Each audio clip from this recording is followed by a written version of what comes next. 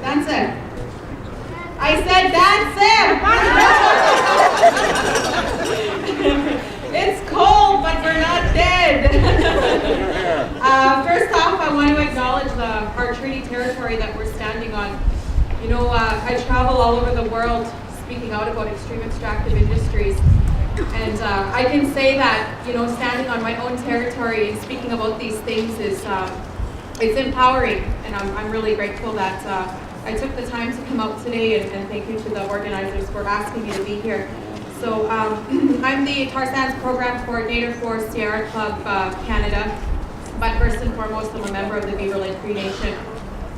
I want to start by saying, you know, when we go about things in a good way, with good intentions, our Creator will never leave us vulnerable.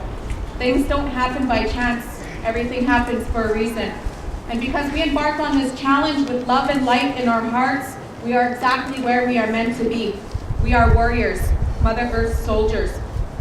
Lakota Chief and Holy Man Sitting Bull said this: for us, warriors are not what you think of as warriors. The warrior is not someone who fights because no one has the right to take another's life. The warrior for us is one who sacrifices himself for the good of others. His task is to take care of the elderly, the defenseless, those who cannot provide for themselves, and above all, the children, the future of humanity. And that came from the militarization of Indian country by Winona LaDuke.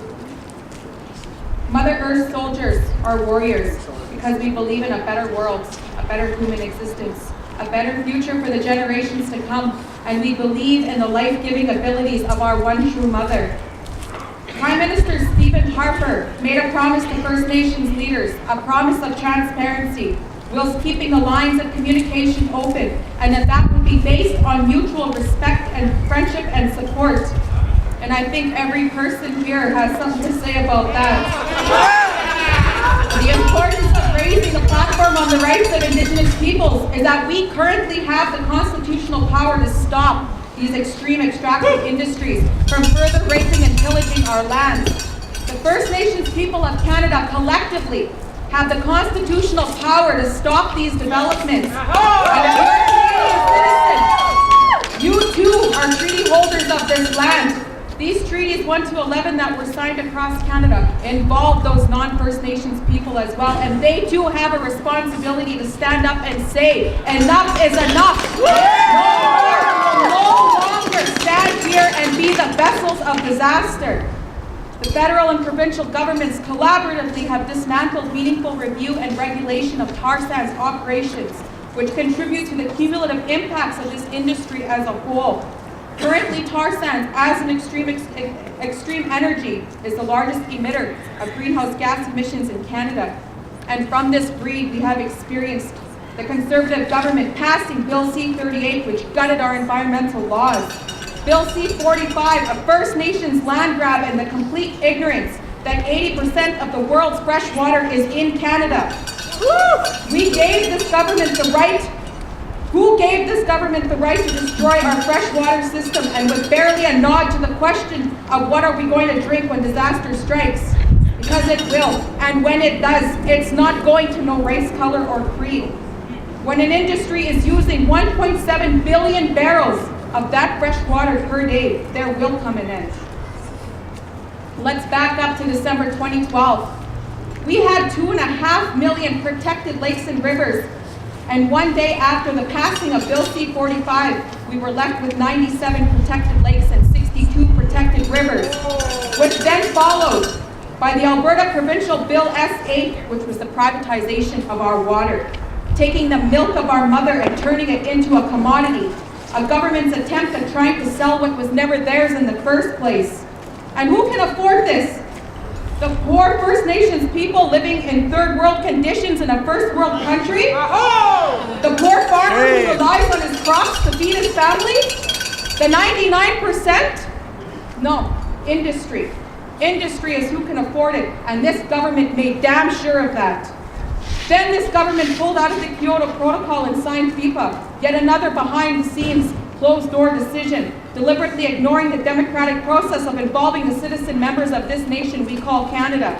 So here we sit, a government refusing to accept responsibility and hiding from accountability and transparency. And this is no longer an Indian problem.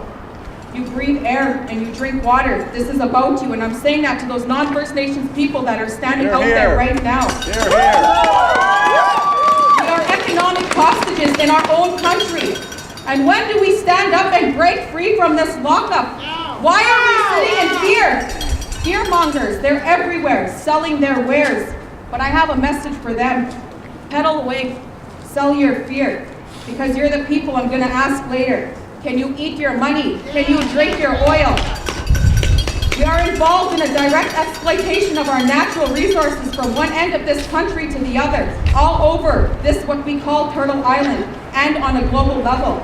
Examples being the Northern Gateway and the Kinder Morgan pipelines in BC, the tar sands, natural gas and coal extraction in Alberta, the uranium, potash and crude oil extraction in Saskatchewan, the destruction of treaty lands in Manitoba for hydraulic power generation, the mining of diamonds in Attawapiskat and Enbridge's Line 9 in Aamjiwnaang, Ontario. Also the mining of diamonds in the Northwest Territories and the fracking of natural gas in Elsipogtog.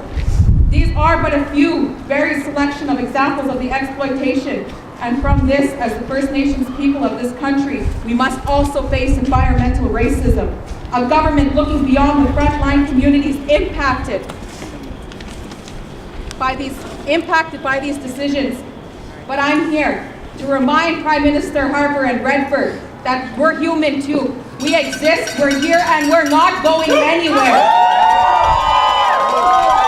It's time to say we will no longer allow the Canadian government to covet our air and our water. These basic human rights do not belong to them. They cannot be owned because they do not belong to us. They belong to our one true mother. And it is a gift she has bestowed on us as living beings.